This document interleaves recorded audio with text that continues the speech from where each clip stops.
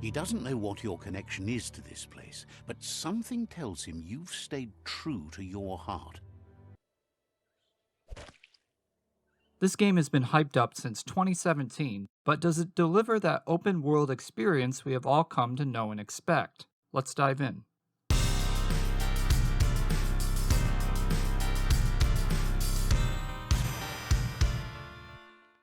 Biomutant is a third-person action RPG with sprinkles of Breath of the Wild, Devil May Cry, the Batman Arkham series, and Fallout. The game wears its many inspirations on its shoulders, and when it's firing on all cylinders, it can be a fun and entertaining game to play. Despite the perfect concept, however, its execution feels a bit lackluster. The combat is a mix between shooting guns, using powers, and Wung Fu melee. This may seem to scream variety, and the amount of customization supports it, but when it came to fighting hordes of enemies, the mutation abilities and psychic powers felt a little underwhelming, and the amount of options left little to be desired.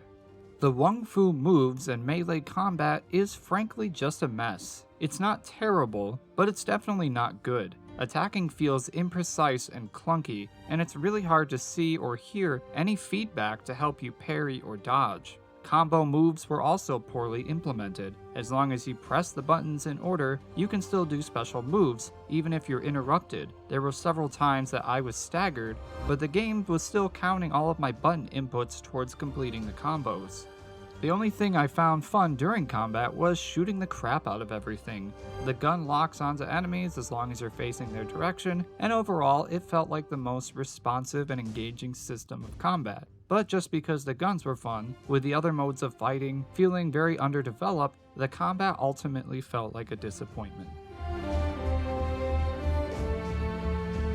The one thing that I did appreciate was that each of the game's stats and mechanics were easy to understand. It isn't like some RPGs that take 3 hours to explain their totally unique skill system.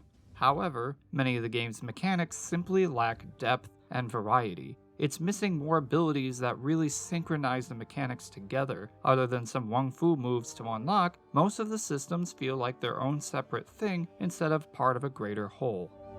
Easily the best part of Biomutant is the crafting. Finally a game that makes it cool to connect a bunch of random shit together and fight with it. From big-ass swords to wacky guns, the variety of items you can make is literally in the millions. It was my biggest motivator to do quests and explore for random loot. The crafting is well polished, and even though the combat isn't as engaging as I'd like it to be, it's still fun to test out your newly designed weapon against a big fuzzy baddie.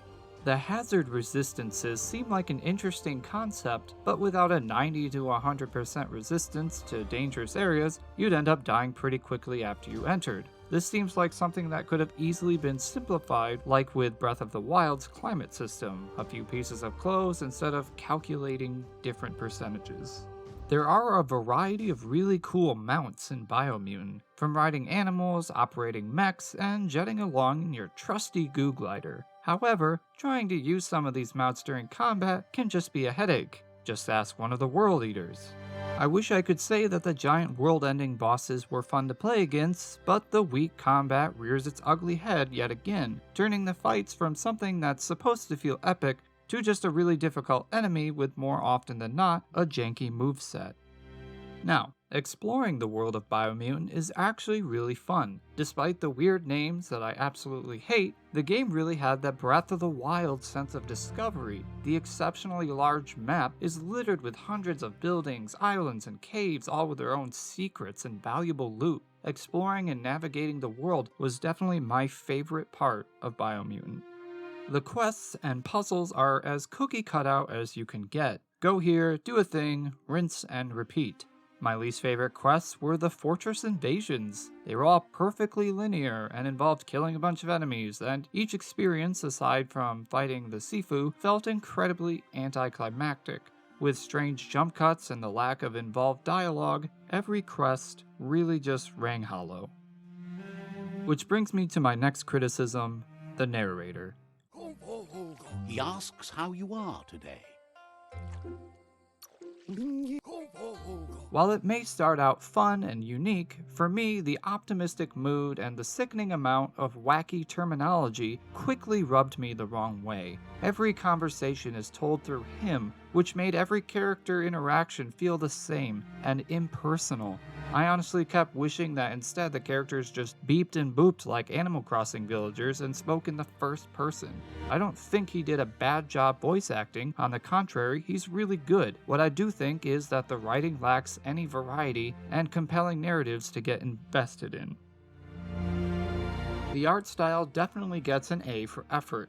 The furry Muppet monster designs are incredibly unique and interesting to look at, if not sometimes a bit creepy. The variety of sizes, shapes, and colors of enemies is super impressive, and the world itself, while lacking some extra details in certain biomes, was still very pleasing to look at. The setting is full of wild and crazy things to find, and definitely something the developers got right. The music is both hit and miss. While the soundtrack is heavily inspired by kung fu stories and is arranged beautifully, I felt like the music just was either too quiet or not used enough to generate any kind of emotional swelling. Music can really elevate your game to the next level, but here I felt it was used too sparingly. There was never a moment where I stopped and said to myself that the music really made this part stand out. And that was ultimately disappointing because the soundtrack itself really isn't that bad at all.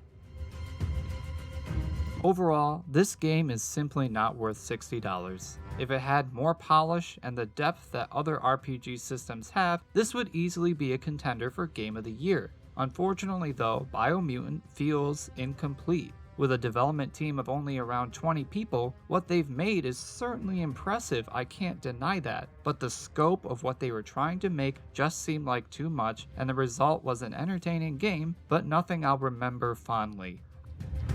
I really wanted to like this game because it has all the working parts to an amazing RPG, but at the end of the day, I feel like it's on a quick path to the bargain bin at Walmart.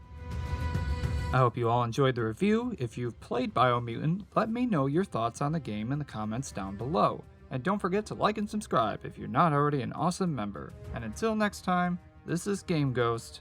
Happy gaming.